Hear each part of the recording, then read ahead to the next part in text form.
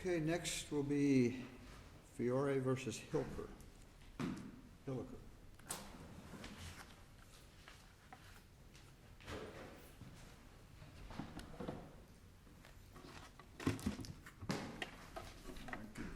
Good morning, afternoon, just about that time. Yeah, I guess it is. May it please the court, Andrew Solis on behalf of the appellants Louis and Jean Fiori.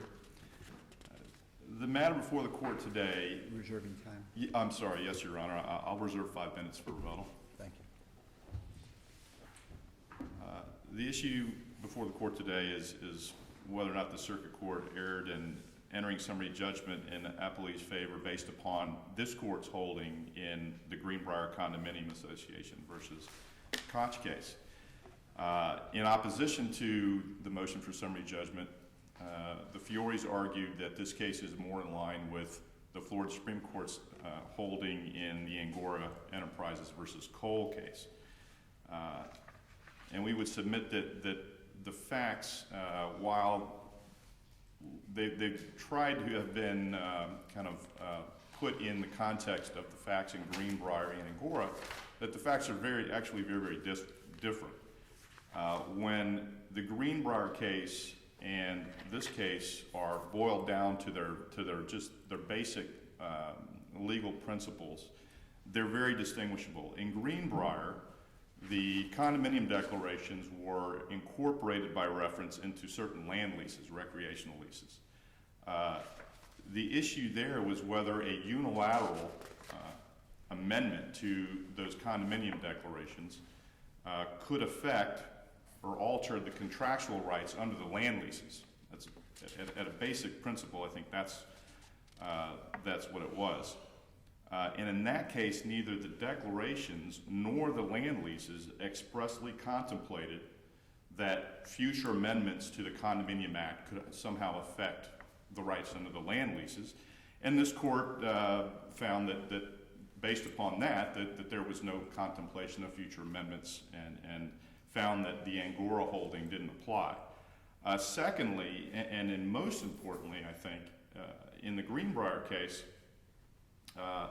the land leases did not provide for amendments by the association. The land leases themselves didn't provide for amendments. And that was important to the court in its ruling. And third, the court also noted that the leaseholders, or the parties to the land leases, were not the same parties to also the declarations.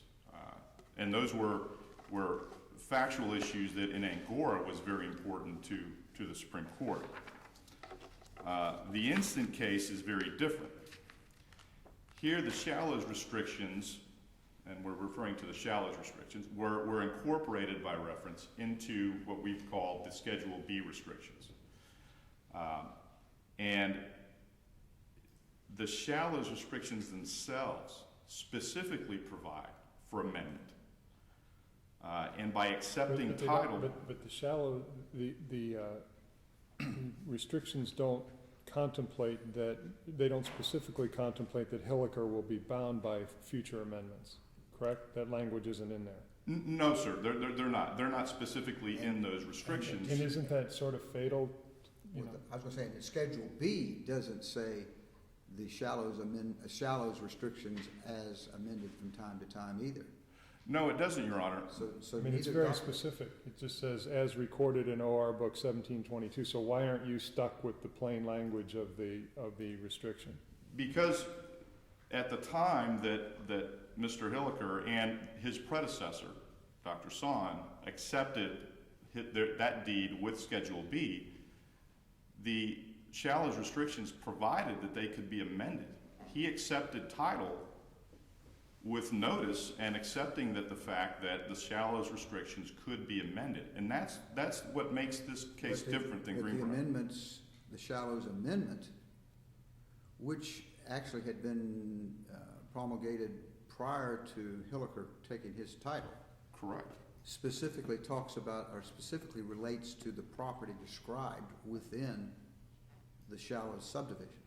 Correct, Your Honor. Hilker's property is not described within the property, within the description.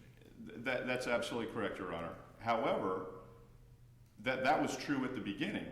when Dr. Son accepted title to his property subject to those restrictions. But why isn't then that only supportive of the argument that Sons and Hilliker took with the knowledge that they were abiding by the restrictions as recorded in that date, and those were their restrictions? Because, Your Honor, if you, and looking at the Greenbrier holding and the Angora holding, there was language in the Shallow's restrictions that was accepted by... That they could amend related to property contained within their legal description. Well, Your Honor, the Hilliker's property is not in that legal description. It's not, Your Honor, but Dr. Son accepted that his property would be governed by those when he accepted the deed.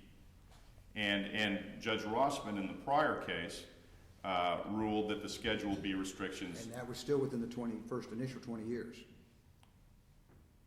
That action was being tried within the initial 20 years, or that complaint was brought within the initial 20 years of the original restrictions. I believe so, Your Honor. 2002. Mm-hmm. And the original restrictions were recorded in 88 or so. When were the descriptions? The Shallow's restrictions.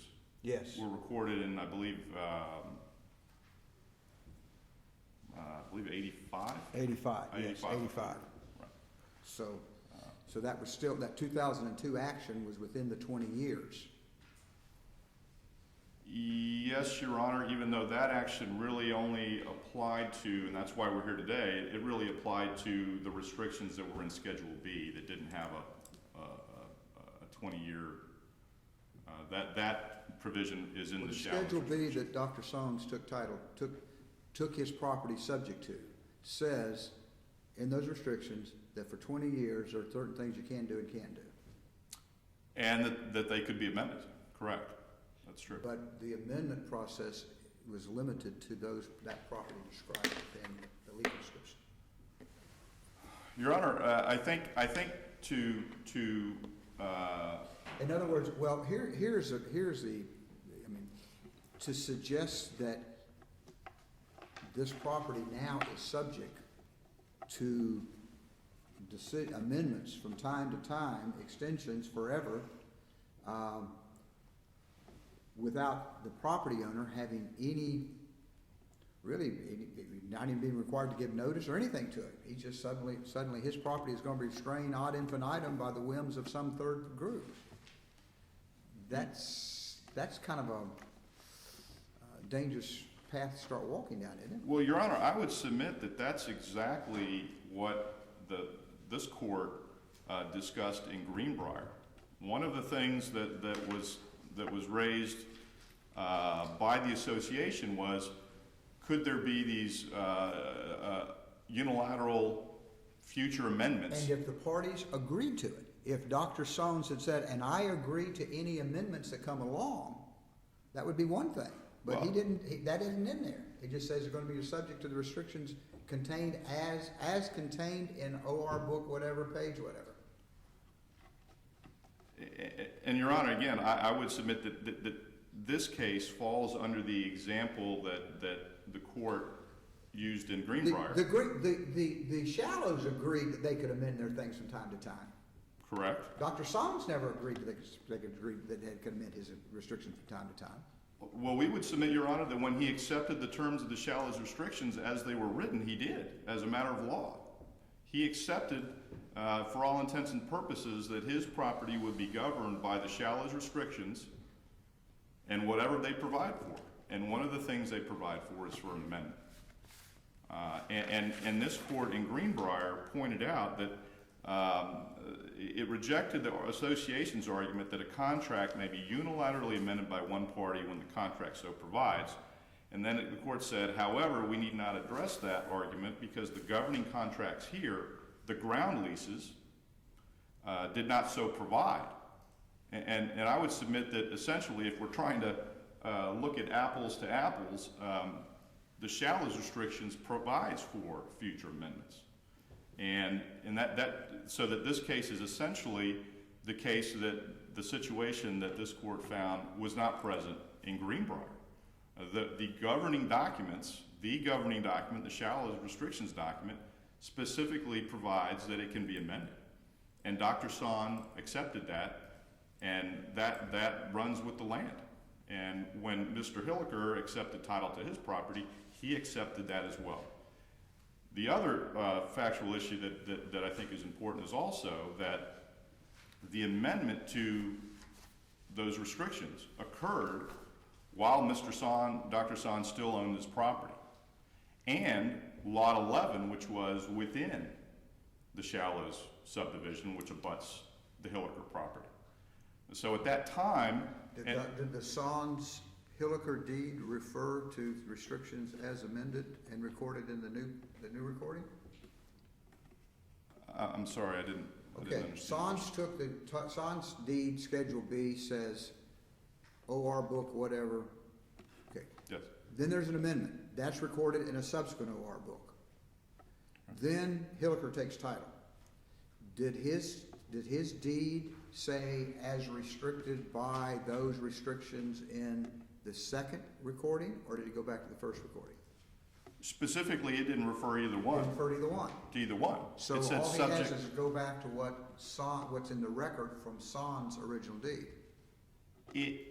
The deed said that it was subject to restrictions and reservations of record, as I recall, which would include all of it. These were amendments. This was an amendment that was entered into while Dr. Son owned the property, and his property would have been subject to it, and when it was conveyed to Mr. Hilliker, those amendments, those restrictions, whatever was of record, would have followed title to the property.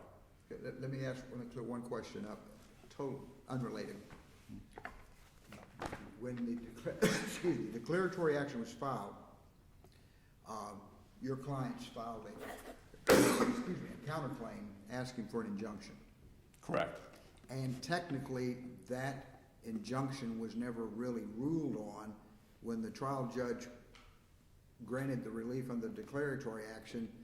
Impliedly, that negated or that denied your injunctive relief, but there's never been an order denying it. Is that correct? That's correct.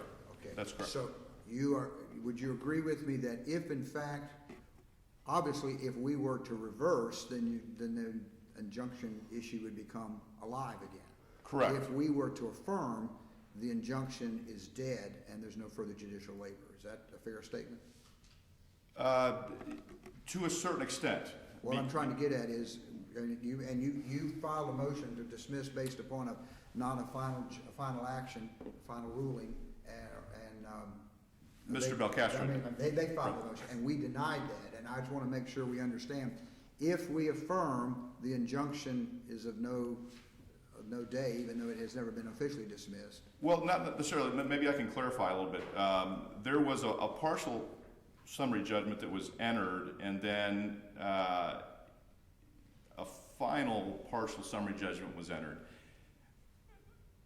Most of, and I will just say most of the claims under the injunction related to the application of the Shallows restrictions. Some of them didn't. There were some nuisance claims and some other things. Okay.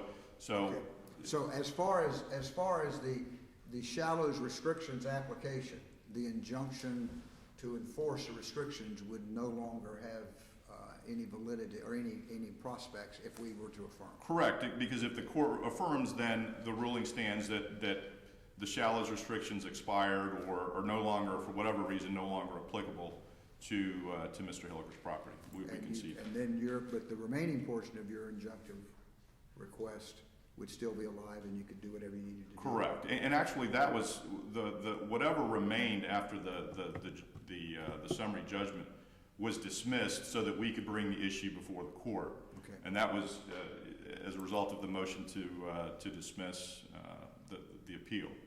Okay. But you're right, those claims, whatever is left, nuisance claims, whatever, would come back. Okay. That's correct. Thank you. So just getting to the Angora case, in the Angora case, the Florida Supreme Court held that the leasehold rights could be affected by an amendment to the Condominium Act by the legislature. because the parties in that situation actually agreed that that could happen. Yeah, that was contemplated by the parties. Correct. Do we have that here, or is that a factual dispute? I don't think it's a factual dispute because the shallows restriction says what it says. It says it can be amended. It's an implied agreement. If you agree to this, then you impliedly agree to that.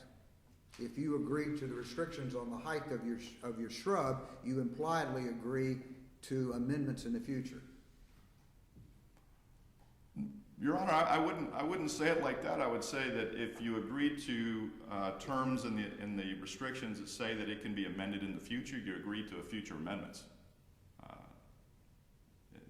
Not necessarily related to the shrubbery, but the specific language in the restriction, because in Angora, the Florida Supreme Court found important that there was language contemplated that something could be amended. And because that language was in the declarations, then even the leaseholders had accepted and contemplated that in the future, amendments could be made even to statutes by third parties, the legislature, that could affect their rights under the leasehold. So we would submit that the appellee's reliance on the absence of the as amended language in Schedule B to some degree is irrelevant because the governing document that we're talking about provided for it, and that's what was accepted. Okay, you got your 15 minutes. Okay, thank you, Your Honor. And let me just finish that is why this case is different from Greenbrier. It falls within what the court identified as not being present in the Greenbrier facts, and it would bring it more in line with under the Angora case. Thank you, Your Honor.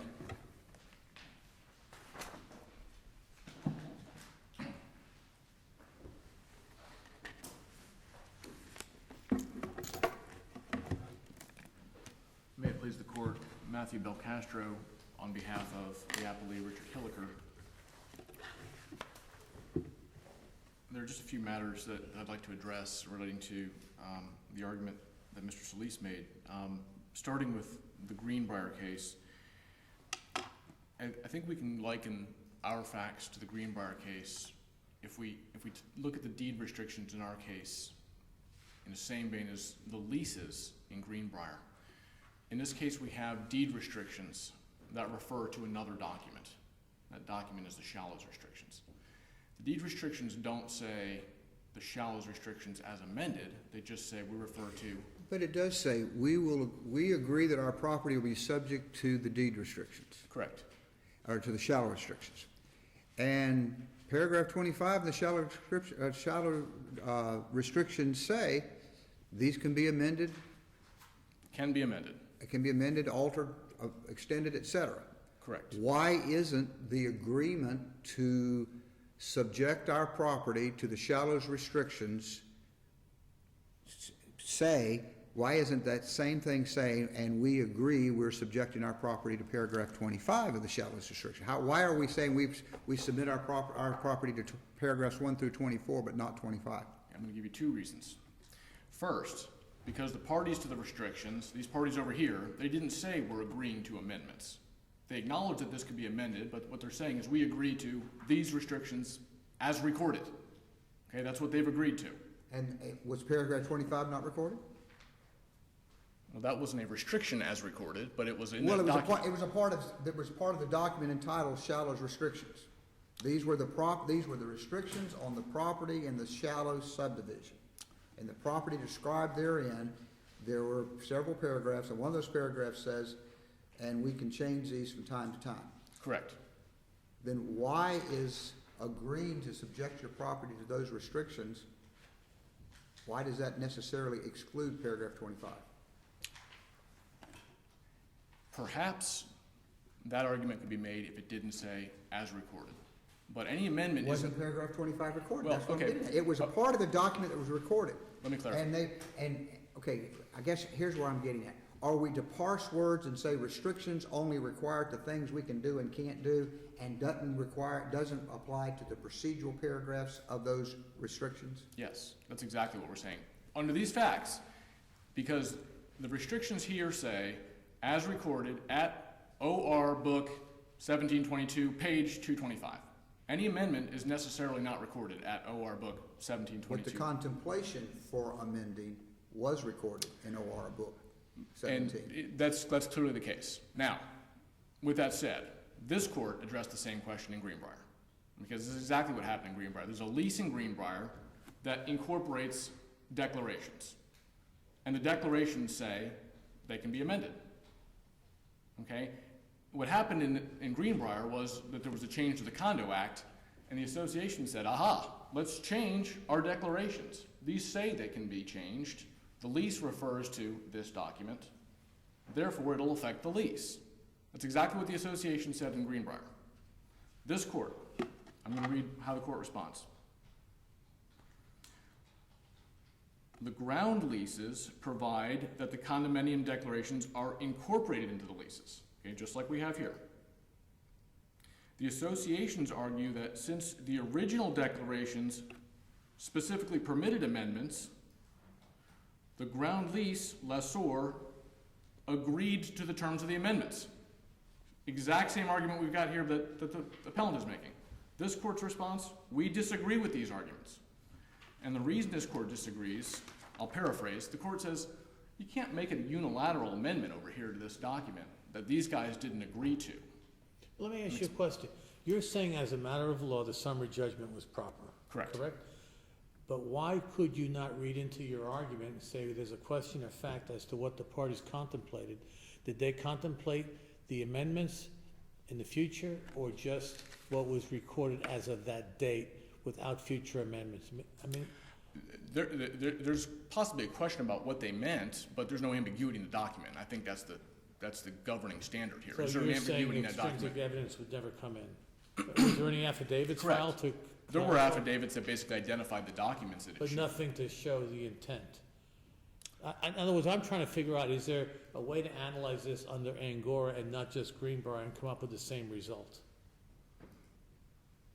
Or would it have to go back under an Angora theory and let the parties put evidence as to what was actually contemplated by the original Well, people? This is why Angora is different. In Angora, there was never an amendment to the declarations. Okay, in our case, we have an amendment to the Well, declaration. you obviously would have a due process and notice, I agreed to this. I didn't know they were gonna do that. I didn't know they were gonna put some more time on here, or whatever the argument would be. And they didn't have that complication in Angora. Correct, because the declarations in Angora said, these declarations include the Condominium Act as it may be amended from time to time. So when the legislature said we're changing the Condominium Act, that automatically became a part of the declarations. There didn't need to be an amendment to it. And that was this court's problem with the amendments in Greenbrier. This court looked at that amendment and said, wait a second, the lessor had nothing to do with this amendment. We can't bind him to this amendment that they had nothing to do with. But that's exactly what would be happening here. And one of the examples I wanted to just sort of provide the court about the absurd result that would result here.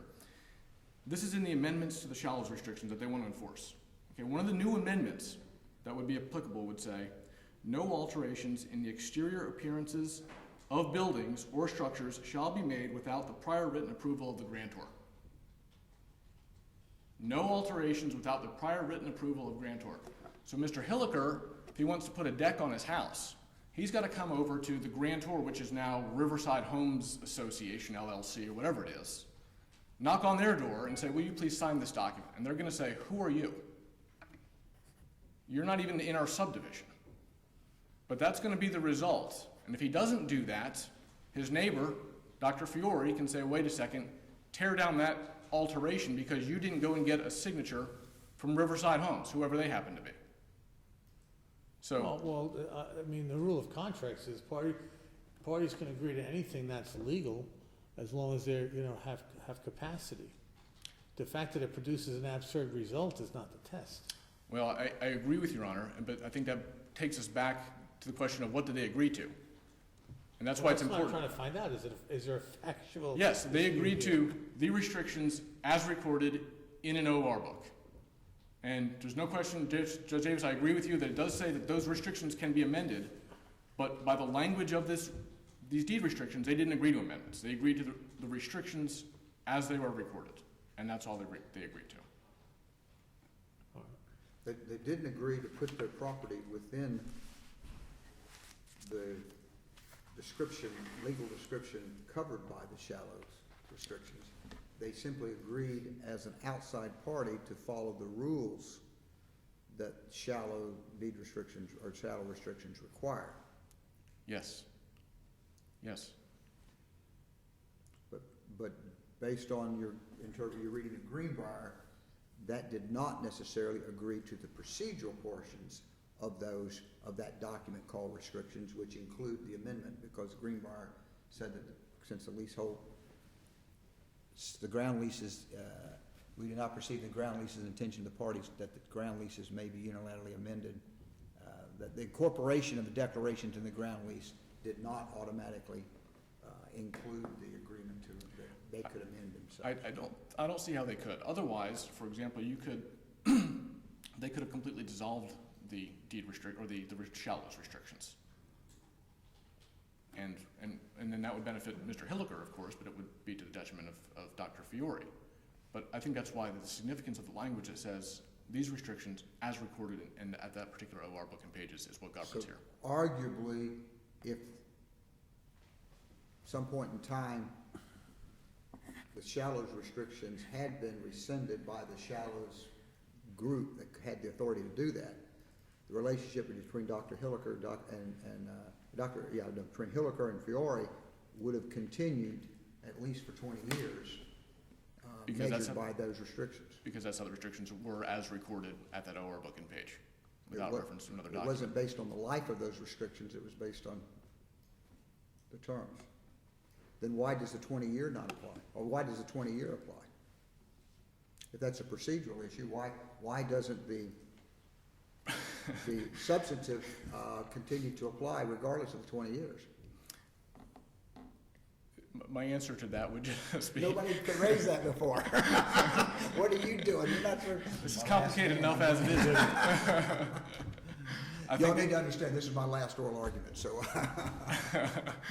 I get the privilege of doing things like this. So you're well warmed up by now. My response would be, because that is that is how the restrictions, that's a description of how the restrictions are applied. Okay. Unless there are other questions, I'm blessed with my brief.